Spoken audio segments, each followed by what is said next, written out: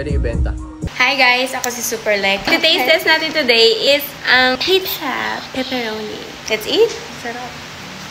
Parang sa akin, too much cheese. Kasi mas lasa na yung cheese kaysa sa pepperoni. Pero okay siya, masarap siya.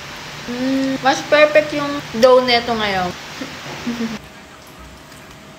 Ako hindi na. Ngayon ko lang kasi tinikman yung pepperoni na gawa ko. Pero dati pa ako gumagawa. Paborito kasi ito ni Daddy.